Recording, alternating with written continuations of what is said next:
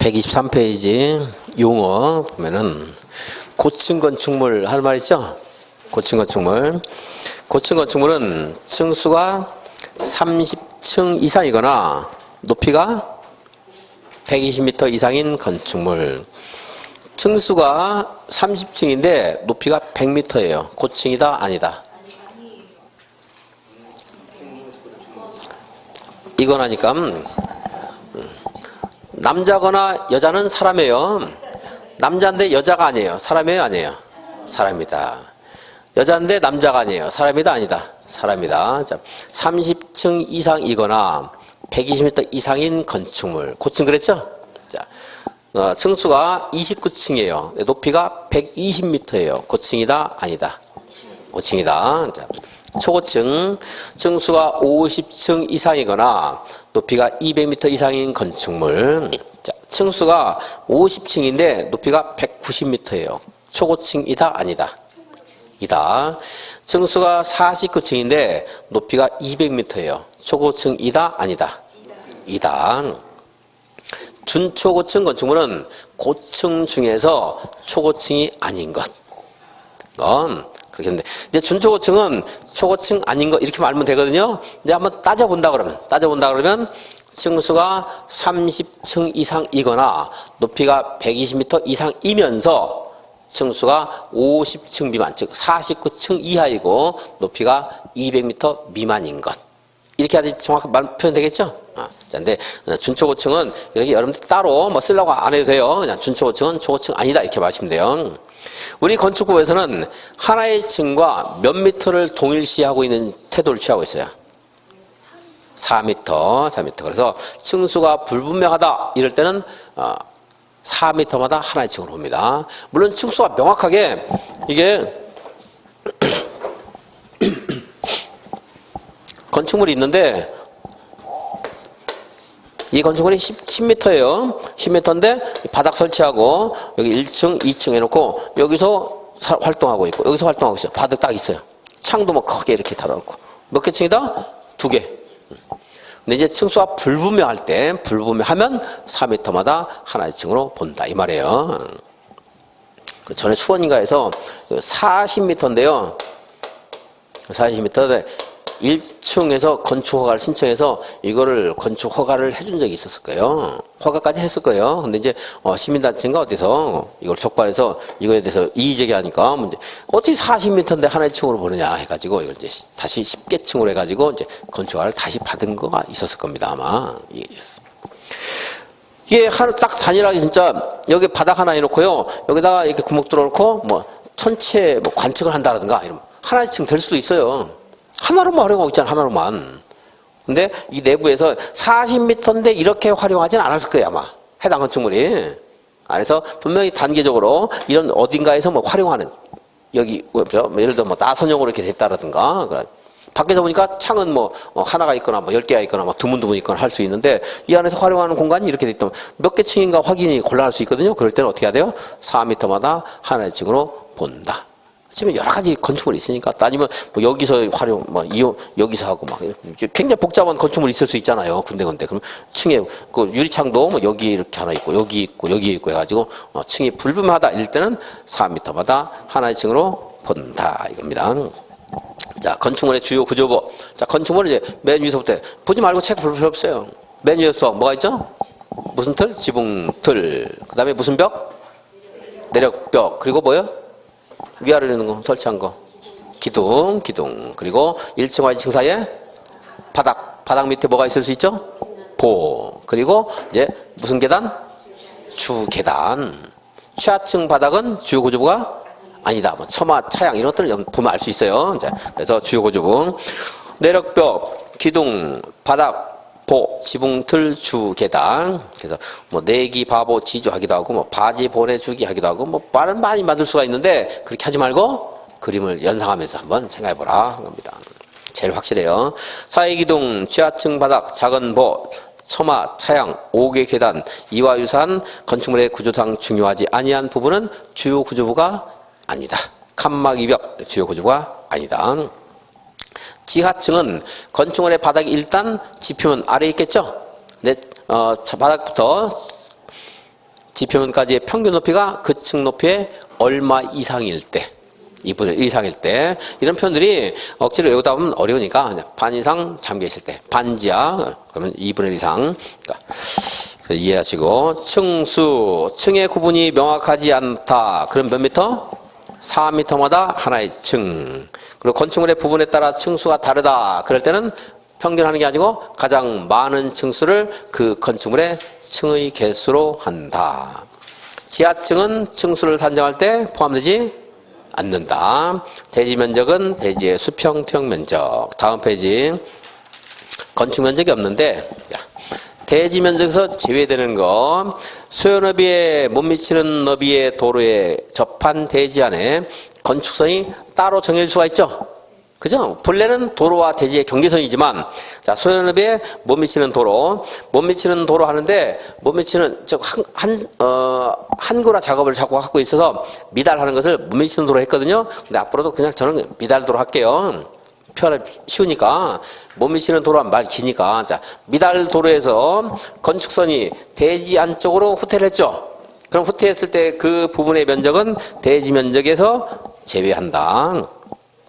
그리고 이제 모퉁이 도로에서도 역시 이거 1번만 있는데 모퉁이 도로도 똑같이 그냥 생각하세요. 모퉁이 도로에서도 건축선이 후퇴할 수 있고 그 후퇴한 부분에 포함된 면적은 대지 면적에서 제외한다. 대지 안에 도시군 계획 시설인 도로, 공원 등이 설치가 되도록 예정됐습니다. 그 도시군 계획시설에 포함되는 대지 면적도 건축 허가를 신청할 때 제외한다. 거기 건축해주면 안 되잖아요.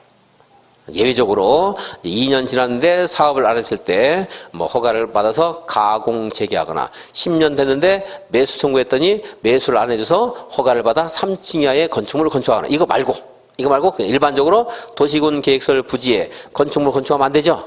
그거 빼야 되겠죠.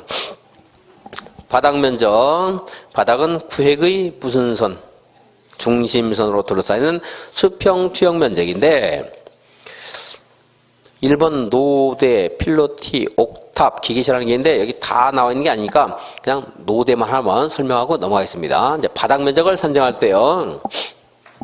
우리 책에 없지만 이런 것도 있을 수가 있어요. 아까 말한 것처럼 우리 주유소 건축물 같은 거. 주기 위에 이렇게 여기 기름 넣는 곳 위에 이렇게 돼 있잖아요. 지붕 있고 기둥 있고 그러죠? 얘도 건축물이에요. 지붕과 기둥 있잖아요. 그죠?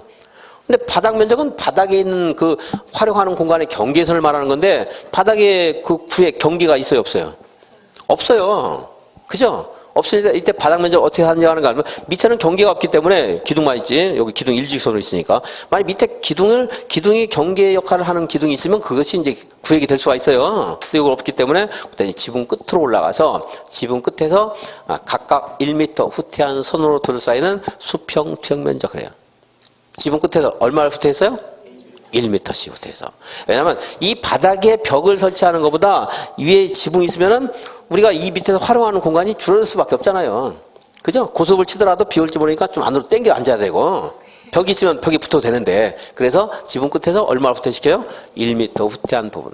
우리가 일상적으로 이용할 수 있는 유효한 공간을 바닥 면적 평가를 하는 거거든요. 그래서 기계실, 전기실, 승강기탑, 계단탑 이런 것들은 바닥 면적이 안 들어가는 거거든요. 그래서 1m 후퇴한 공간. 그러니까 위에서 이렇게 보면요. 이게 이제 지붕이에요. 지붕. 여기가 8m. 여기가 10m. 8m. 여기가 이런 계산을 못 하겠네. 여기가 12m. 여기가 16m예요. 지붕 끝이에요. 이 건축물의 바닥 면적은 얼마인가? 얼마예요? 저는 쉬운 거네요. 물어볼 때는 항상 대답할 수 있는 걸 내지 대답 못하는 거 안 내요. 140제곱미터. 바로 암산 되는 것만 내요. 이렇게 해서 해야 되겠죠. 지붕 끝에서 각각 1m 후퇴를 했어요. 가로, 세로 2m씩 빼야 되죠. 1m씩 후퇴하니까 그죠? 계산문에 나온 적 없지만 나오면 틀릴 가능성이 굉장히 높아요. 11 곱하기 15 해가지고 165가 되나? 뭐 이렇게 계산할 가능성이 많아요. 그게 아니고 140. 그냥 바로 대답할 수 있는 거, 잘 들으면 대답할 수 있는 것만 돼요. 물론 이제 요거 이제 한번 생각해야 되겠죠. 자, 지붕 끝에서 얼마부터 했다? 1m. 이제 그것만 물어봐요, 거의. 근데 계산한 문제는 아직 안 나오는데, 뭐 언제든 나올 수 있죠. 나오면 이제 이렇게 계산 한번 안 해본 사람은 틀릴 가능성이 되게 높아요, 이제. 깜빡하고, 쉬운 거 나왔네. 계산기 딱 두들겨가지고. 더군다나, 이렇게 되면 더, 이렇게 11m, 15m 하면, 암산 딱 되네? 140. 딱 해가지고. 1m만 빼가지고. 그럼 안 되지, 이제. 9 곱하기 13. 이렇게 해야 되겠죠, 이제. 그럼 이제 건축물이 이렇게인데, 건축물에, 내 외벽 바깥으로 돌출되어서, 여기 뭐 휴식이라든가 전망 등을 위해서, 돌출된 공간. 이것을 노출되어 있다 해서 노대, 그래, 노대. 보세요. 노숙자 할 때 노자예요. 밖으로 들어가는 거. 이제 이 노대는 여러 가지가 있는데, 아파트 같은 데서 이렇게 밖으로 튀어나오는 것을 이제 발코니 그러거든요. 발코니. 발코니도 노대 중에 하나예요. 근데 이걸 전에는 사람들이 베란다 이랬는데 이건 베란다가 아니고 발코니입니다. 베란다는 1층에 이렇게 건축물이 있습니다. 근데 이 바깥에서 활용할 수 있는 외부 공간은 테라스 그러고요. 그리고 이제 여기 또 그 위에 건축물인데 이 위에 있는 층, 아래층에 위에 있는 사람이 이용할 수 있는 아래층의 옥상 부분 있죠? 건축물의 윗부분. 이걸 베란다 그러는 거예요. 이게 베란다예요. 여기를 이용하면. 근데 요거는요. 아래층의 윗부분이 아니고 그냥 건축물 외벽 밖으로 돌출되는 공간을 이용하는 거죠. 이건 이제 발코니. 그리고 지금 물론 이건 발코니라고 지금 사람들 한 80%는 발코니라고 해요. 그러니까 불과 한 뭐 10년 전에는 이걸 베란다라고 했어요. 80%, 90%가. 근데 지금 발코니라고 하죠. 왜냐하면 이거 건축 강의하면서 다 얘기를 하거든요. 지금 중개사 하는 분들은 발코니라고 해요. 이제 공부를 했으니까. 그전 안 했으니까 그냥 베란다라고 했고 이거를. 그래서 지금은 발코니라고 다 하죠. 이제 얘네들은 뭐 시험에 관련 없고. 자, 이 발코니 부분. 발코니를 위에서 내려다 보겠습니다. 이렇게 돼 있어요. 발코니가 이제 돌출되어 있습니다. 밖으로. 여기가 5m, 여기가 8m 이렇게 있습니다. 이것의 면적 얼마요? 40제곱미터. 40제곱미터. 40제곱미터인데 이걸 전부 바닥 면적으로 환산하지는 않습니다. 만약 이걸 바닥 면적으로 하면 바닥 면적이 들어가면 얘가 작용해서 용적률을 갉아먹잖아요. 그죠? 이렇게 건축해요, 안 해요, 사람들이? 안 하죠. 이거 굉장히 불안하기도 하고 활용 가치가 떨어지잖아, 이거는. 안 해요. 안 하면요, 이걸 또 전부 바닥 면적에 포함시키면 안 해요, 하나도. 안 하면 문제가 있는 게, 여기서 화재가 발생하면 위로 바로 올라가요. 얘가 있으면 한번 막아요. 완충 역할을 하거든요. 그래서, 그럼 또 발코니는 다 그냥 설치해도 좋아. 그러면 또 어떻게 해요? 이걸 쭉 빼요. 그래가지고 활용하면 되잖아요, 또. 그럼 용적을 안 깎아먹지 않으니까. 그럼 어떻게 해야 돼요? 어느 만큼은 넣고 어느 만큼은 빼고 해야 되겠죠. 그죠? 1.5m까지 파져요. 1.5m. 그래서 이 발코니 같은 노대 등의 면적, 이 면적에서 노대가 접한 가장 긴 외벽 길이 곱하기 1.5. 1.5를 곱한 값을 뺀 나머지만 바닥 면적에 포함한다. 네. 노대가 접한 가장 긴 외벽, 노대가 접한 외벽의 가장 긴 접한 길이 하는 말이 나오는데, 그건 이제 나중에 뭐 시간 있으면 한번 얘기를 하겠는데, 그것은 뭐 이유가 있지만 몰라도 돼요, 여러분들. 몰라도 되고. 자, 이렇게 해서 혹시 이렇게 나오면 이거 곱하기 1.5 빼주면 된다는 건. 그래서 1.5라는 말이 나올 가능성이 많고, 1.5가 안 나오더라도 노대 등의 면적은 모두 바닥 면적에 포함된다. 틀렸다. 노대 등의 면적은 모두 바닥 면적에서 제외한다. 틀렸다. 그거 아시라는 거고. 이제 왜 그런가 취지도 말씀드렸고. 근데 노대가 이제 여기만 있는 게 아니고 여기도 있을 수 있는데, 얘는 의미가 없기 때문에 얘는 다 들어가요. 얘는 포함되고 여기는 일부만 빼주고 일부 들어가고 해서 노대가 접한 가장 긴 외벽 길이 곱하기 하는 말이 나오는데 몰라세요, 여러분들. 너무 어려우니까 그까지 하면.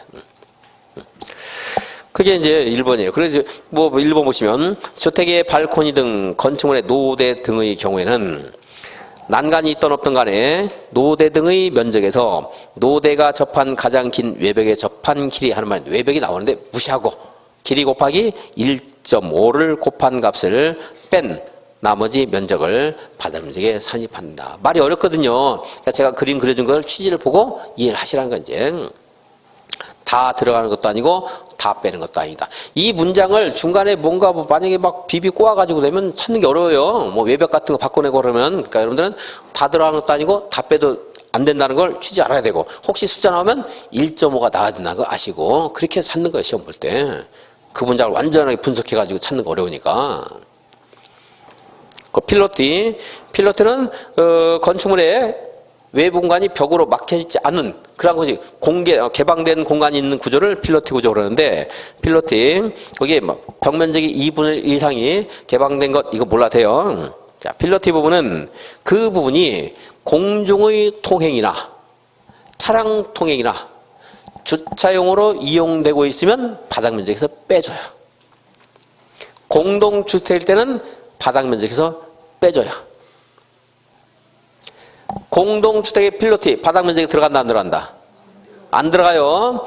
여러분들이 자, 필로티 부분을 바닥 면적에서 다 빼주면 용적률 안 들어가죠?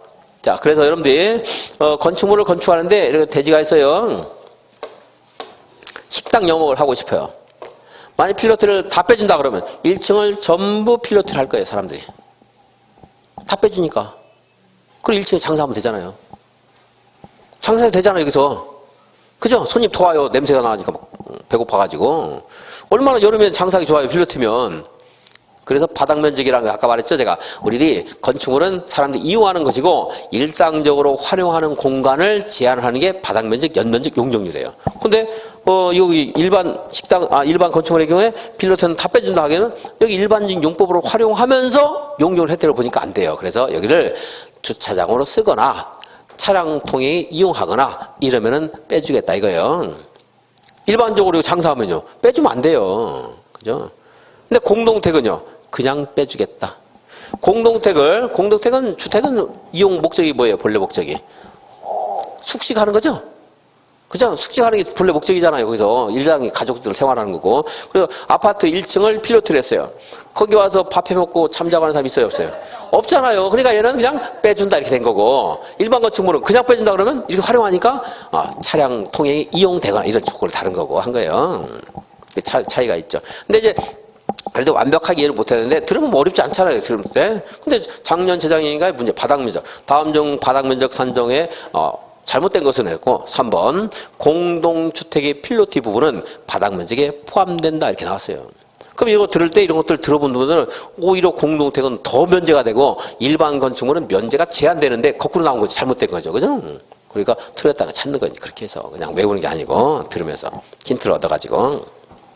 그래서 일반 건축물과 공동택은 이렇게 차이를 좀 나타내는데, 얘가 이제 답이 되는 것은 한 3년, 4년, 5년 있다 될 거예요. 이제 나온 다른 데서 답이 나올 거예요. 이제 우리가 시험 볼 때는 옥탑이라든가 참고삼아 줄긋지 말고 승강기탑, 계단탑, 장식탑, 다락 이런 것들은 바닥 면적에서 빼주는 겁니다. 우리가 일상적으로 활용하는 공간이 아니잖아요. 기계실, 전기실 하는 것들이 건축물 형태를 가지고 있어요. 그거 바닥 면적에 들어가면 돼야 안 돼요? 안 되거든요. 어린이 놀이터라든가 조경 면적, 생활 폐기물 보관함 시설 면적, 장애인 관련해서 편의를 제공하는 공간 면적 이런 것들은 빼줘요, 바닥 면적에서. 네, 다락을 빼줬어요. 다락을 빼줬더니 또 건축물을 건축해서요, 다락입니다 해가지고 다락으로 쓴대요. 막 헛간처럼 해놨어요. 사용 승인하러 왔더니 다락으로 진짜 쓰고 있어요. 막 잡동사니 갖다 놓고 막 거미줄 쳐져 있고. 그래서 여기까지만 해서 자, 사용 승인 해줬어요. 그랬더니 이거 청소 싹 하고 사무실로 써요, 안 써요? 쓰잖아요. 그러니까 다락 그냥 빼주면 안 돼요. 1.5m 이하 다락은 빼줘요. 그럼 1.5m 이하면은요, 이거를 내가 무슨 헛간을 쓰고 있다가 사용 승인 받고 일반적인 사무실 쓰고 싶어도 너무 제한되잖아요. 1.5m니까. 그래서 1.5m까지만 빼준다는 거예요, 이제. 경사지붕은 좀 활용 가치가 더 떨어지잖아요. 그러니까 얘는 조금 높게 1.8m까지 빼준다는 거고. 이런 숫자 같은 건 나중에 외우고. 그래서 다락도 무한정 빼주는 게 아니고 일정 높이 이하만. 다행히 1.5m가 겹치죠, 아까 발코니하고. 그 숫자가. 그리고 지붕 끝에도 몇 미터 했어요, 혹시? 까먹어도 상관없어요. 1m. 그럼 취지 알면 돼요, 취지. 아까 지붕 끝에서 각 부분으로 이제 1m, 각각 1m 후퇴한 선으로 둘러싸이는 수평 투영 면적. 그런 게 알았지, 이제. 연면적은 각층 바닥 면적의 합계가 연면적입니다. 그런데 이제 아까 그랬죠. 여기 어디 갔었지? 여기에서. 이게 한번 봤었죠? 이 각층 지하층이 있어도 지하층, 1층, 2층 이렇게 합했더니 이제 3개 층이 나왔고, 근데 이 건축물의 층수가 몇 개입니까? 그러면 2개 층이다 이렇게 한다고 했죠? 지하층 안 들어간다고 했잖아요. 그리고 하나, 둘, 세 개가 50, 50, 50에서 바닥 면적 합계가 150이지만 얘는 용적률을 계산할 때는 지하층은 뺀다고 그랬습니다. 그래서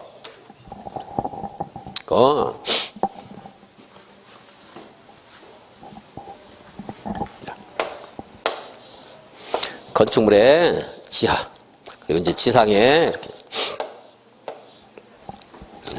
각각 그러니까 뭐 100으로 해볼까요? 100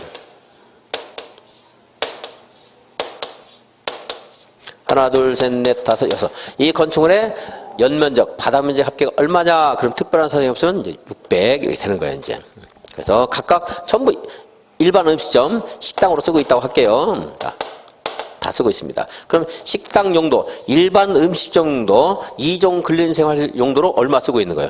600제곱미터 쓰고 있는 겁니다. 600제곱미터. 대지 면적이 만약에 200제곱미터이다. 그럼 대지 면적분의 바닥 면적 합계 600제곱미터 곱하기 100 하게 되면 용적률 해서 300% 이렇게 했잖아요. 그런데 뭐는 빼준다? 지하층 면적. 그러면 여기를 600이라고 하면 안 되고 얼마라고 해야 돼요? 500 이렇게 해야 되는 거지. 그래서 이 건축물의 용적률은 250%다 이렇게 이제 해야 되는 거예요. 이제 아까 말한 것처럼 지상에 있는 이게 이마트일 때 그러니까 뭐 그 건축물의 부속 용도로 쓰고 있는 주차용 공간이 있다. 그럼 얘도 빼준다고 했죠? 이것도 이제 빼주고 빼줍니다. 주차장 공간, 지하층 면적 빼주고요. 그리고 고층 건축물, 초고층 건축물 하는 거 공부했죠? 초고층이나 준초고층 건축물은 화재라든가 재난이 발생했을 때 높이 있는 사람이 피난하기가 어렵죠. 또 엘리베이터 같은 거 이용하지 말라 그러거든요. 지진 발생했을 때. 근데 만약 50층에서 뛰어내리려면 얼마나 힘들겠어요. 밖으로 뛰어내리지 말고 계단으로 이제 밖으로 뛰어내리면 빨리 나오지만 올 때까지 살아있죠. 올 때 죽는다 말도 있던데 기절해가지고. 어쨌든 그래서 중간중간에 피난 안전 구역을 설치해야 돼요. 법이 정한 그 조건이 있어요. 나중에 공부할 겁니다. 그 피난 안전 구역을 많이 설치했다. 그럼 그것도 용적률을 계산할 때는 빼줍니다. 피난 안전 구역. 그런 것도 빼는 거지. 그래서 124페이지 바닥 면적을 합한 거가 연면적이지만 다만 이제 용적률을 계산한다 할 때는 뭘 빼죠? 1. 지하층 면적 2. 지상에 있는 주차용으로 쓰는 면적 3. 초고층, 준초고층 건축물의 피난 안전구역 4도 뭐 똑같다고 생각하시면 돼요. 경사지붕 아래에 있는 대피 공간 면적 3, 4는 뭐 하나라고 생각하시면 되겠죠? 피난 공간 그리고 주차장 공간 지하층 공간 하는 것은 용적률을 계산할 때는 뺀다. 우리가 공부할 때 무슨 연면적 5,000제곱미터 이상인 문화집회시설 이런 거 말할 때는 이거 다 들어가는 거예요. 지하층이든 주차장이든 이거 다 들어가는 거고 용적률 계산할 때만 빼준다 이 말입니다. 근데 이제 일반적인 바닥 면적 합계를 물어보는 문제는 안 나와요. 뭐만 시험에서 물어보면 이거 물어보는 게 이제 용적률 계산할 때 물어보니까. 근데 이제 그림 문제를 낼 때는 초고층, 준초고층, 경사지붕은 잘 안 나와요. 왜냐하면 초고층, 준초고층은 그림 문제 내면 30층 이상을 그려야 되잖아요. 그죠? 그러니까 그거 낼 수가 없어요. 그건 계산 시간 너무 많이 걸리니까. 주차장이나 지하층 뭐 2개 층이나 이렇게 그려놓고 이것의 건축물의 용적률을 계산하세요. 이렇게 돼요, 이제. 아니면은, 좀 발코니는 안 내요. 발코니라면 발코니 면적 계산하는 거 한 번 써야 되고, 여기서 또 해야 되니까 너무 길어, 시간이. 시간은 막 7분, 8분. 공부한 사람은 풀라고 하겠죠. 이제 7, 8분 걸려가지고 실수해가지고 틀려요. 공부하는 사람은요. 찍고 넘어가니까 공부하는 사람 더 이래. 너무 어려운 것들은. 근데 여기에다가 뭐 이런 정도는 알려줄게요. 기계실, 뭐 전기실, 이런 거 정도 하나 그릴 수 있죠, 이제. 이거 빼버리면 되잖아요, 이거는. 그냥 빼면 되고. 발코니를 그리면 또 1.5 외벽 길이 곱하기 1.5 해가지고 뺀 다음에 그걸 또 여기다 집어넣어가지고 계산하니까 걔는 안 내고, 여기 이제 명백하게 빠지는 것들, 그런 것도 하나씩 낼 수 있어요, 이제. 그리고 1층을 뭐 필로티로 그린다든가, 1층을. 필로티로 해가지고, 여기가 뭐 주차장으로 쓰고 있다 해가지고 한다든가. 아니면 저 주차장이 있으니까 이거 공동주택이다 하면서 필로티로 그리거나. 그 공동택이니까 이거 빼지가 되죠. 1층. 그죠? 그래서 이제 이런 식으로 해서 이제 그림을 냈는데 그게 이제 여기에 있는 연면적, 여기에 있는 거를 내려면 3번, 4번 내기는 층수 때문에 좀 곤란하고 그래서 1번, 2번 정도 내거나 아니면 여기다가 막 필로티라든가 기계실 같은 거 정도 그려가지고 이제 바닥 면적과 연계해서 이제 용적으로 계산해 이렇게 낼 수는 있어요, 이제. 대지 받고 건축 받습니다. 이제 마지막으로 건축 허가 133페이지. 건축 허가.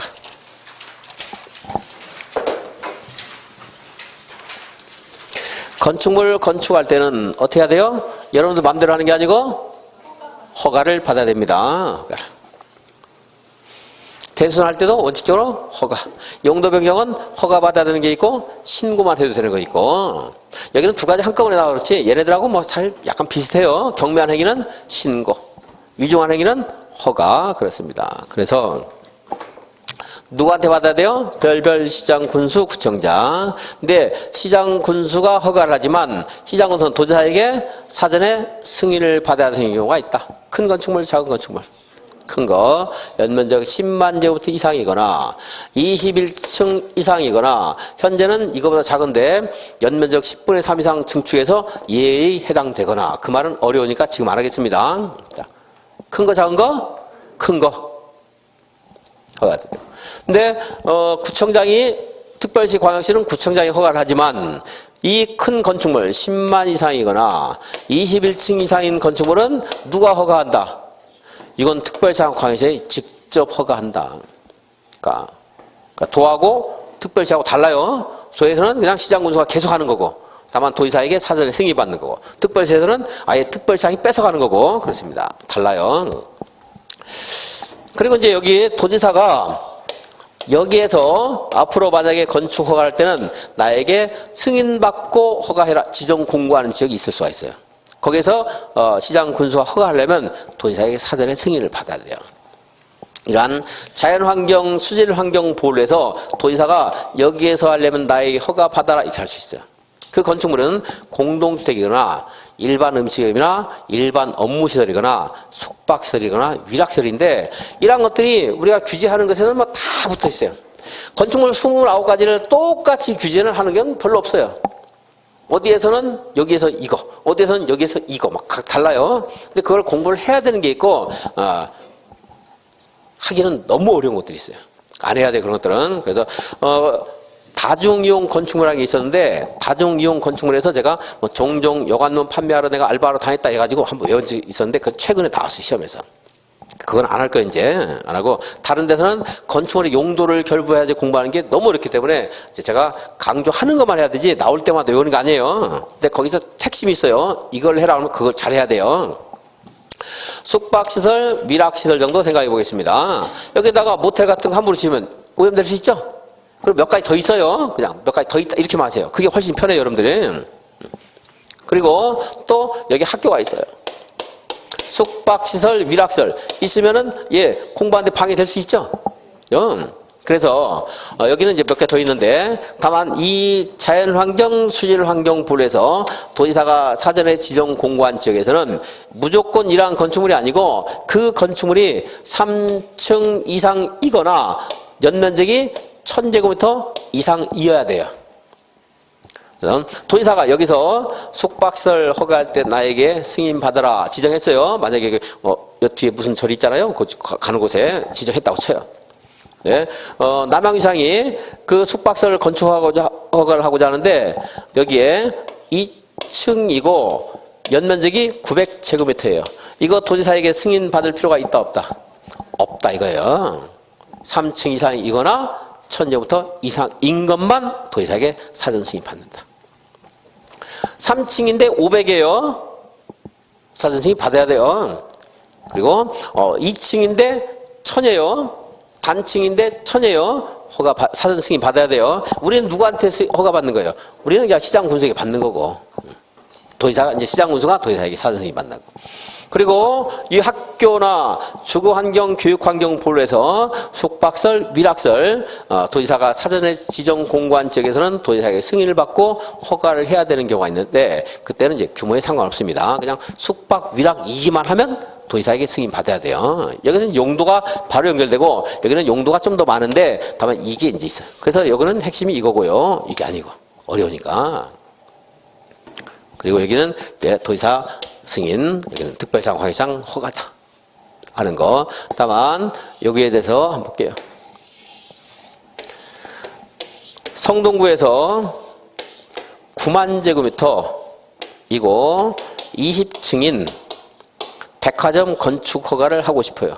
특별상 허가다, 구청장 허가다. 구청장. 그죠? 왜 그러죠? 아까 말한 도로라든가 주차장 같은 기반시설, 그거 말고도 여러 가지 도시 계획과 관련되지만 이런 것들에 미치는 영향 정도가 아까만큼 이렇게 크지 않다는 거죠? 그죠? 성동구에서 공장이나 창고를 10만 제곱미터, 이거 2층이에요. 뭐 층수 상관없이 21층은 아니라고 칠게요. 10만 제곱미터인 공장 창고를 건축해요. 그럴 때 이 9만 제곱미터 백화점이 영향을 미치는 것과 10만 제곱미터인 공장이 미치는 영향 정도에서 누가 다른 곳에 미치는 영향이 더 적어요? 9만 백화점이다, 10만 창고다. 뭐가 영향이 적어요? 10만 창고. 영향이 적죠? 도로에 미치는 영향 정도 같은 거. 뭐가 영향이 적어요? 10만 창고 적죠? 창고는 누구한테 허가받는다? 구청장이 허가받는다. 지금 잘 들으면서 이제 여러분들이 이해를 하시라 이거예요. 이거 얘는 미치는 영향이 크기 때문에 10만 이상 할 때 특별상 허가 받으라고 했잖아요. 9만은 면제졌죠? 중대한 정도가 적어지니까. 근데 창고 10만짜리는요. 백화점 1만짜리보다 더 적어요. 미치는 영향이. 그러지 않아요? 그러니까 공장이나 창고는 그냥 누가 허가한다? 구청장이 허가하고. 공장 창고는 도지사에게 승인 받는다, 안 받는다? 안 받고, 이제 또 물어봐요. 이게 이제 기본 원칙이 얘거든요. 근데 얘가 예외가 됐잖아요? 근데 여기서 공장 창고는 또 예외가 됐잖아요. 이걸 처음에 물어보다가 다 맞추니까 이걸 물어보고, 다 맞추니까 이걸 물어보고, 또 다 맞추니까 다른 걸 물어보고, 이제. 근데 나올 때가 됐어요, 이제. 이것도 이제. 오랫동안 안 나왔거든요, 이것들이. 안 나온 지 꽤 됐어요, 이제. 건축허가 보겠습니다. 133페이지 제일 위에 원칙은 별별시장 군수구청장. 그런데 다음의 경우에는 건축물 건축하거나 대손할 때 별별시장 군수구청장 허가. 그런데 21층 이상인 공장 뭐라고 써놓은 거야 도대체? 이걸 왜 이렇게 써놨어? 밑에부터 예외 보고 그럼 21층 이상의 공장은 구청장 허가면 21층 미만의 공장은 누구한테 허가 받으란 말이에요 도대체. 이렇게 써놓으면 더 헷갈리지. 이렇게 쓸 게 아니고 2번에 예외를 해놓고 거기에서 공장 창고는 제외한다 이렇게 딱 써놓으면 되는데 이상하게 해놨는데 좀. 자, 예외. 특별시 광역시에서 다음에 건축물을 건축할 때는 특별시장 광역시장의 허가. 층수가 21층 이상이거나 10분의 3은 지금 안 봐요. 연면적 합계 10만 제곱미터 이상이거나 1번, 2번만 봅니다. 초고층은 볼 필요 없어요. 자, 이것은 누구한테 허가 받아야 돼요? 특별시장, 광역시장. 그리고 초고층은 쓸 필요가 없는 게 초고층은 50층 이상인데 1번에 이미 해당돼 버리잖아요. 그죠? 근데 이걸 이제 왜 썼냐면 쓴 이유는 여기 공장 창고가 아니어도 건축위원회 심의를 거치면 특별시장 허가 안 받고 구청장 허가할 수 있거든요. 공장 창고 아니어도 뭐 축사라든가 이런 거 있을 수 있잖아요. 그죠? 그래서 안 해도 되는데 다만 그 건축위원회 심의를 거쳐서 면제되는 것은 초고층은 그러하지 아니하다 이렇게 해가지고 나오는데 그것 때문에 써놨는데 그 체계를 알면은 무슨 말인가 알지만 이렇게만 써놓으면 무슨 말인가 모르겠고 오해의 소지가 있고 그리고 그것은 제가 강의 안 해요. 어려우니까 뭐만 뺀다? 공장 창고만 빼주라 이거예요. 그냥 정말. 위에 있는 거 약간 편제가 조금 이제 어색하게 돼 있네요. 물론 안 고쳐도 돼요, 여러분들은. 이건 뭐 일시적인 거고 여러분들 앞에 공부하는 게 무엇인가 기본적인 용어 같은 거 하는 거니까 만약에 기본 교재에서도 잘못된 게 있으면 이제 고쳐드리고 뭐 그거는 이 입문서보다는 분명히 훨씬 더 이제 체계적으로 돼 있을 겁니다. 우리 책에서 이제. 자, 신고 대상. 신고는 큰 거, 작은 거? 작은 거. 연면적 합계 100제곱미터 이하인 건축물을 건축하는 것. 거의 신축했는데 그 말도 사실 엄격하게는 쓸 필요가 없는 말인데. 자, 건축은 신축, 증축, 개축, 재축, 이전이 있기 때문에 이거 신축해 놓으면 신축만 그렇다는 것처럼 보이는데 그게 아니에요, 사실은. 자, 그냥 연면적 얼마 이하 할 때? 100 이하 할 때. 높이를 얼마 이하로 증축할 때? 3m 이하에서 증축할 때 바닥 면적 합계가 85제곱미터 이내에서 증계 재축할 때 그때는 뭐 하면 된다? 신고만 하면 된다. 신고. 자, 건축물이 있는데요. 이 건축물의 높이를 3m 이하로 증축한대요. 뭐 하면 된다? 신고. 원래 건축은 여기 신축, 증축, 개축, 재축 이전이 다 건축이잖아요. 이거 할 때 뭐 하라고 했어요? 허가 받으라고 했죠? 그런데 3m 이내에서 높이를 조금 높였어요. 허가다, 신고다? 신고하면 된다 이 말이에요. 높이만 늘려, 높이만.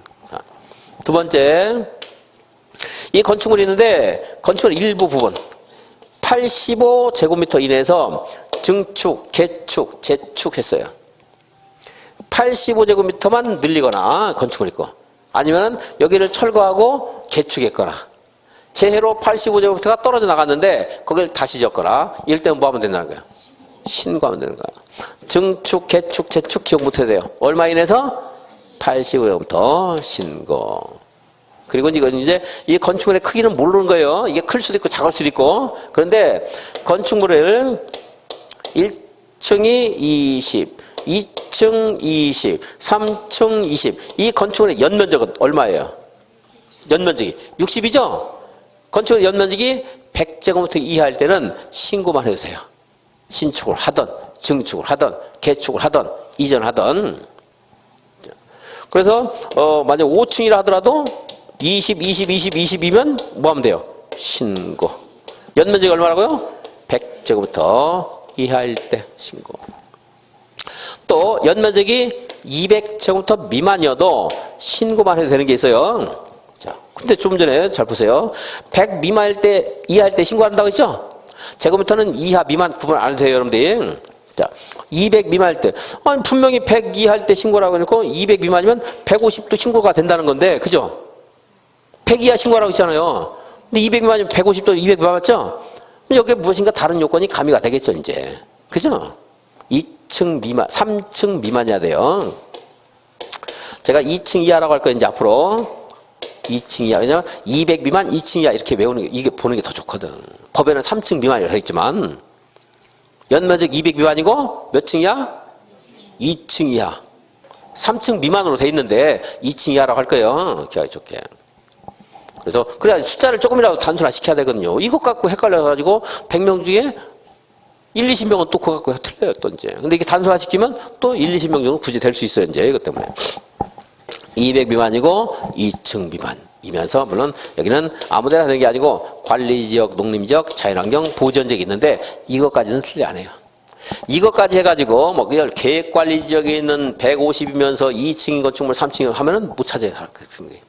너무 많이 틀려요. 자, 그래서 요건 맞게 나와요. 시험에서 이제 관능자를 맞게 나오고 이걸 뭐 일반 주거지역 그것도 뭐 3종 일반 주거 이렇게 되면 선생님도 틀려 헷갈려가지고 출제한 사람도 지도 헷갈려요. 자.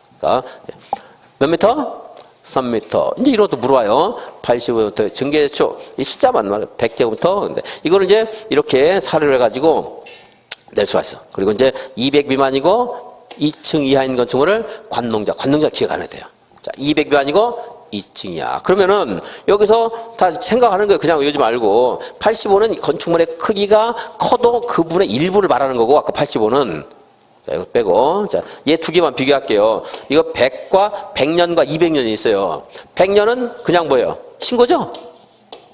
휴지 없어요? 근데 200년은요? 신고인데, 그럼 200년인데 아까 100년이 200년으로 더 완화됐으니까 무엇인가? 얘하고 균형을 맞추려면 요건이 가미되겠죠? 몇 층이야? 2층이야. 이렇게 하라는 거예요, 이렇게. 그냥 외우지 말고. 그러면은, 이러한 사례가 나왔을 때 여러분들이 접근이 좀 돼요. 근데 그냥 외우면은 잘 안 되고, 뭐 그냥 외운 숫자도 다 까먹게 되고요. 물론 제가 3m, 85, 85년, 100년, 200년 이렇게도 하겠지만, 그렇게 하면서, 여기 얘가 뭐 완화됐으니까 뭐니까? 가중돼야 되겠다. 그게 2층이야. 그래서 시험에서 이걸 어렵게 응용하는 문제는 당분간 안 나올 겁니다. 작년에 나왔기 때문에. 만약에 이제, 1층이 90제곱미터예요. 근데 단층이에요. 이 건축물을 건축할 때는 허가받아야 된다, 신고만 하면 된다. 신고. 1층이 90인데 바닥 면적이 단층이니까 그 연면적은 100 이하잖아요. 그죠? 이런 식으로 나올 수 있어요. 그리고 각 층이 그러니까 50제곱미터인 2층의 건축물을 건축할 때 뭐 하면 된다? 신고하면 된다. 뭐 이런 식으로 이제 사례 문제 같은 거 나올 수 있는데 아마 당분간은 이게 사례 문제로 나올 가능성은 별로 없습니다. 이 앞에 있는. 그리고 이제 만약에 각 층이 30제곱미터이고 4층인 건축물을 건축할 때 허가다 신고다? 허가죠. 일단 각 층이 30인데 4개층 바닥 면적 갔다 올 때 120이니까 100년 건축물도 아니죠. 200년 건축물 되죠. 이제 200 미만 되죠. 근데 200 미만이려면 그렇죠. 2층 이하야 되니까 4층이니까 안 되는 거죠. 안 되겠죠. 이렇게 해가지고 이런 거 찾는 걸 이제 물어볼 수가 있는데 전 요거를 안 내고 이제 딱 어려운 걸 내면 여기가 아니고 다른 데서 막 비비 꼬아가지고 낼 수는 있을 거예요. 그리고 올해도 사실 건축법이 되게 어려웠습니다. 근데 대신에 또 다른 데 맞추면 되는 거예요. 우리 법이 6가지니까 그렇습니다. 내년에는 건축법에서 제가 볼 때 분명히 전형적인 것이 나올 거예요. 이제 아주 이상한 게 나왔는데 16회인가 언젠가에서도 건축법에서 아주 이상한 게 좀 나왔었는데 그거는 그 들어간 사람이 개인적으로 그렇게 낸 거지 일반적인 추세는 아니에요. 근데 그런 것들을 그 사람이 들어가서 낸 거를 공부하고 있으면 안 돼요. 그런 것들은 올해 들어가서 낸 것도 이상한 거 공부하고 있으면 안 돼요.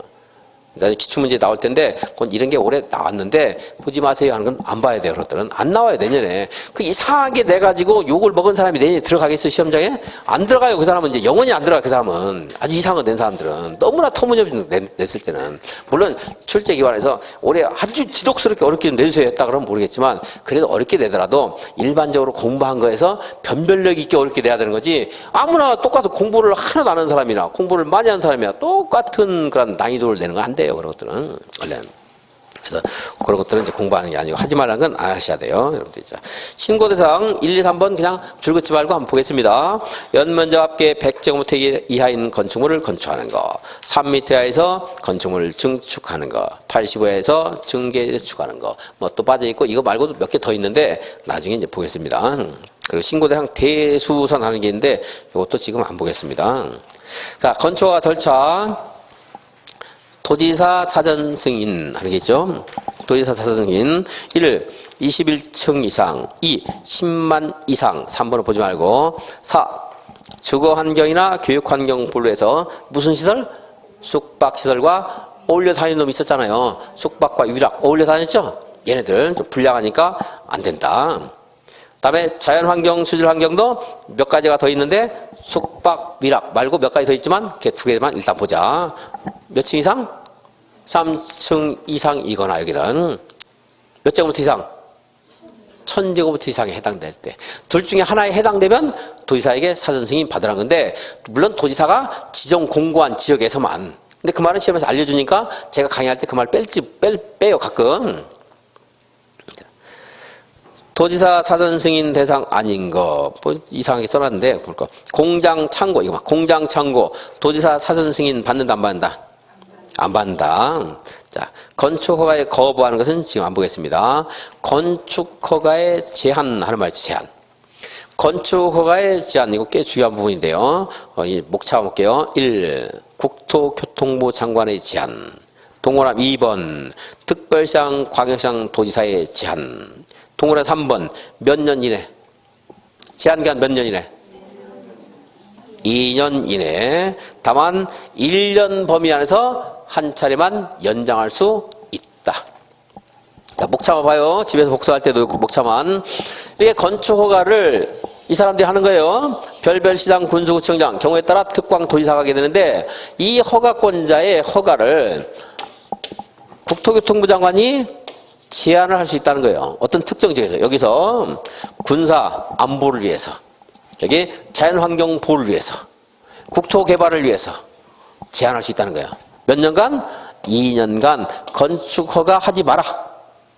또 심지어 허가 받은 사람이 내가 공사를 시작했으면 못 막아요. 근데 허가 착공하기 전에 이게 지정해서 너 착공 당분간 하지 마라. 몇 년 동안? 2년 동안. 필요할 때 1년 연장할 수 있다. 하는 거예요. 그리고 요건 이제 전체적으로 할 수 있고 이 시장, 군수, 구청장의 허가권을 누가 또 제한할 수 있겠어요? 도지사나 특별시장이 할 수 있다는 말이에요. 그러니까 주어가 별별은 들어가면 안 돼요. 그 시도지사라고 하면 안 되고 특광 도지사 그래야 되는데 그걸 우리 법에서조차 막 혼동해서 쓰고 있어요.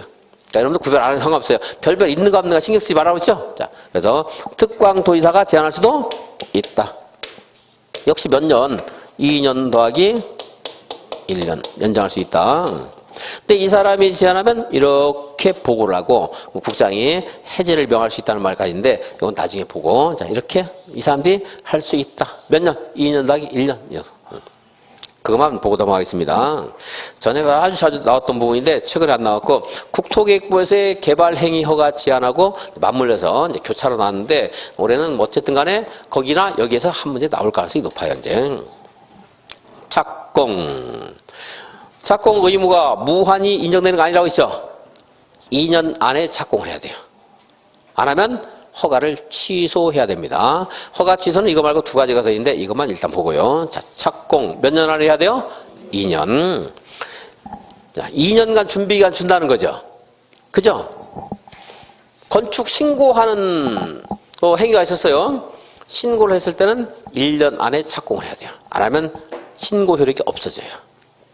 규모가 크니까 작으니까 그러겠죠? 자.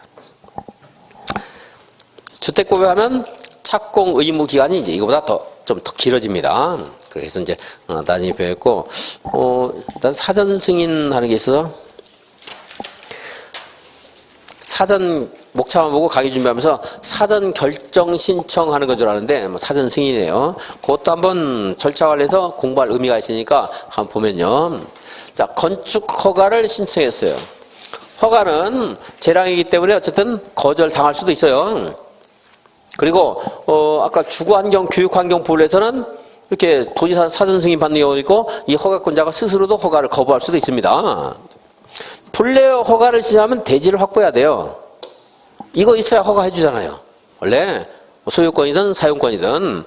근데 허가를 내가 일반 음식점 여기서 여기서 대지를 확보해서 일반 음식점 건축 허가해 주세요. 했더니 뭐 도지사가 승인 안 했거나 해가지고 이 건축을 못 했어요. 그러면 여기 퇴직금 다 받아가지고 몰빵했는데 큰 문제 발생하시죠. 그죠? 그래서 여기서 내가 허가를 받을 수 있는지 여부, 어떤 규모를 할 수 있는가, 몇 층까지, 몇 제곱미터 할 수 있는가, 그리고 내가 허가를 받기 위해서 건축물을 건축하기 위해서 주의할 사항은 무엇인가, 이걸 미리 물어볼 수 있는 그런 절차가 있다면 유용하게 써볼 수 있죠.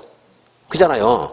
그래서 여기 이제 이 허가를 받을 수 있는지 여부에 대해서 사전에 결정해 주세요 하는 게 사전 결정 신청 제도가 있어요.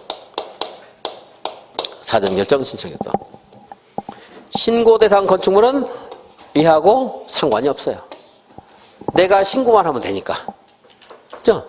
내가 100제곱미터, 연면적 100제곱미터 건축물을 건축한다 할 때, 나 이거 해도 돼요? 사전에 결정 신청할 필요가 있다, 없다? 없어요. 내가 신고하면 되니까. 무엇에 대해서 사전 결정 신청하는 거이고, 허가 거절당할지 모르니까, 허가 대상 건축물에 대해서 사전 결정 신청하는 제도가 이제 하나 있습니다. 이것도, 그래서 절차에서는, 물론 여기 이제 지역적인 내용들이 많이 물어보고, 올해도 그랬지만요. 아무튼 건축법의 절차는, 건축 허가를 받는 게 기본 원칙이에요. 근데 허가권자가 누구인가? 뭐 절차는 그렇게 중요하지 않습니다. 있으니까 한번 볼게요. 자, 허가권자 누구인가는 중요한 거고요. 그거 하기 전에 뭐 할 수 있다? 사전 결정 신청할 수 있는 게 있다. 이것도 뭐 꽤 중요한 부분입니다. 지금 자주 물어봐요. 착공은 몇 년 안에 해야 돼요? 혹시 기본적으로 2년 안에 해야 돼요. 물론 불가피한 사정이 있을 때는 연장할 수는 있습니다. 그리고 이제 공사 다 끝난 다음에 사용 승인 받고 사용해야 되고. 근데 공사 완료되기 전이라 하더라도 이미 사용하는데 아무런 문제가 없다 할 때는 임시 사용 승인 받을 수 있겠죠, 이제. 그리고 건축물 이제 대수선 할 때 허가가 되고, 이것도 규모 작은 것은 신고만 해도 되는 게 있고, 대수선은 행위가 뭐가 있었죠? 증설, 또 해체 없애는 거, 그 다음에 수선 변경. 얘가 더 중대한 행위죠? 그래서 얘는 전부 대수선. 얘는 3 관련해야 대수선이 있고, 그냥 대수선 이것도 있었어요. 기둥은 몇 개 이상 수선 변경해야 돼요? 3개 이상. 그래서 지금 까먹어도 상관없어요. 근데 이렇게 이런 행위들이 있다는 거 아시라는 거예요. 대선. 그리고 용도 변경하는 것, 이것도 이제 해마다 나오는 건데 제일 가운데 영업시설군이 있고요. 시설군이 9가지가 있는데 위로 가려면 어떻게 해야 돼요? 허가받아야 되고 아래로 내려올 때는 신고만 하면 됩니다. 그리고 이제 여기 외우는 것은 이제 계속해서 반복해서 할 거고 저랑 공부하시면 뭐 그래도 남들보다는 조금 쉽게 외울 수 있도록 해드릴 겁니다. 힌트를 드릴 거예요, 제가. 그래서 외우시면 되겠습니다. 절차는 뭐 그렇게 큰 의미가 없으니까 이렇게 해서 한 걸로 하고 이거 말고도 이제 각각의 건축물의 뭐 규제라든가 하는 것들이 이제 시험에서 굉장히 골고루 다양하게 나오는 편이에요, 건축부에서는. 그러면 오늘 여기까지 하고 다음 시간이 마지막인가요? 한 번 더 있나요? 마지막이죠? 마지막인데 다음 시간에 이제 주택법을 하고 시간이 혹시 되면 농지법 그냥 기본적인 용어 정도만 한번 읽어보고 하겠습니다. 농지법 자세히 안 하고 오늘 여기까지 하겠습니다. 수고하셨습니다.